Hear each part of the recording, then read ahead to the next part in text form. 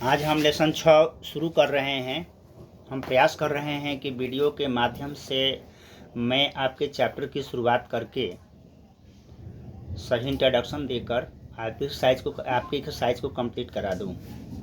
तो ट्रायंगल के बारे में आप पहले ही पढ़ चुके हैं। क्लास 7, 8 और 9 में हम लोग ट्रायंगल के बारे में पढ़े हैं, लेकिन अभी तक हम लोग कॉन्ग्रुएंस पढ़े हैं। कॉन्ग्रुएंस जिसका हिंदी होता है सर्वांग सम। इसका चिन्ह होता है ऐसे। सर्वांग सम का मतलब होता है सर्व प्लस अंग प्लस सम, यानी कि आल पार्ट इक्वल। यदि एक फिगर का सभी पार्ट दूसरे फिगर के सभी पार्ट के बराबर हो तो हम कह सकते हैं कि वो दोनों फिगर क्या है, कॉन्ग्रुएंस है। चाहे वो सर्कल हो, चाहे रेक्टेंगल हो या ट्रायंगल हो, तो वो हम अगर एक फिगर का सभी पार्ट्स अगर दूसरे फिगर के सभी पार्ट्स के बराबर हो तो हम कह सकते हैं कि वो कॉन्ग्रुएंस है। जैसे मान दीजिए कि ये ट्रायंगल है, इस ट्रायंगल में ABC है, इसकी साइड 6 सेंटीमीटर, 8 सेंटीमीटर और ये 9 सेंटीमीटर है। और एक दूसरा ट्रायंगल है जो PQR, ये भी आपका 6 सेंटीमीटर, 8 सेंटीमीटर और 9 सेंटीमीटर हैं। तो हम क्या कहेंगे, हम यहाँ पर देखते हैं कि इस ट्रायंगल के जो तीनों पार्ट है, तीनों साइड है, वो इस ट्रायंगल के तीनों साइड के बराबर है।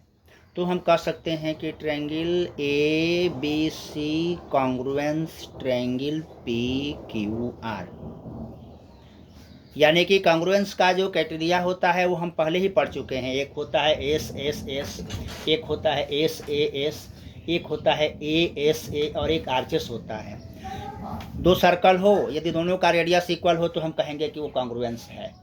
दो स्क्वायर हो, अगर दोनों का साइड इक्वल है तो हम कहेंगे कॉन्ग्रुएंस है। लेकिन क्लास 10th में हमें पढ़ना है सिमिलर का मतलब होता है समरूप। एक फिगर का रूप दूसरे फिगर के रूप के बराबर हो। जैसे यदि हम यहाँ पर एक सर्कल बनाते हैं, एक यहाँ पर बड़ा सर्कल बनाते हैं, दोनों सर्कल का जो है रूप है वो बिल्कुल एक जैसा है, तो हम कहेंगे कि दोनों सर्कल क्या है, सिमिलर है। ये दोनों क्या है, सिमिलर है। यदि दो रेक्टेंगल है, इन दोनों एक रेक्टेंगल है और ये दूसरा भी रेक्टेंगल मैंने बना दिया। इस रेक्टेंगल का नाम है ABCD, दूसरे रेक्टेंगल का नाम है PQRS। इस रेक्टेंगल का लेंथ है, मान लीजिए कि 6 सेंटीमीटर, ब्रीथ है 5 सेंटीमीटर और इसका भी सेम है 6 सेंटीमीटर 5 सेंटीमीटर। हम यहाँ पर ऑब्जर्व करते हैं कि दोनों रेक्टेंगल का लेंथ ब्रेथ इक्वल है, अतः ही क्या है, ये दोनों रेक्टेंगल सिमिलर है। अब एक और बात हम ध्यान देंगे, मैंने यहाँ पर बताया कि सिमिलर जो कॉन्ग्रुएंस होता है उसके पार्ट इक्वल होते हैं, मतलब शेप और साइज दोनों इक्वल होते हैं।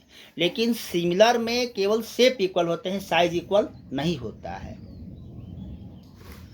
जो कॉन्ग्रुएंस होगा वो सिमिलर भी होगा, लेकिन जो सिमिलर होता है कॉन्ग्रुएंस नहीं होता है। All congruence are similar, what are similar are not congruence. यानी कि सभी कॉन्ग्रुएंस जो आकृतियाँ होती है वो सिमिलर हो जाएगी, लेकिन सभी सिमिलर जो आकृतियाँ हैं वो कॉन्ग्रुएंस नहीं होगी, क्योंकि कॉन्ग्रुएंस में शेप और साइज दोनों इक्वल होता है, जबकि सिमिलर में केवल शेप इक्वल होता है, साइज इक्वल नहीं होता है। दो ट्रायंगल, यदि दो ट्रायंगल है,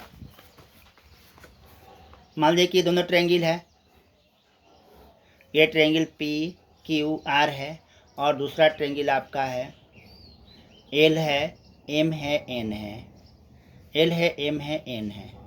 तो इस ट्रेंगल में यदि इसका साइड मान लीजिए कि 6 सेंटीमीटर है, 6 सेंटीमीटर है, 6 सेंटीमीटर, यानी कि इक्विलैटरल ट्रेंगल है, और ये भी इक्विलैटरल ट्रेंगल है, तो हम क्या पाते हैं कि दोनों का शेप भी इक्वल है और साइज भी इक्वल है।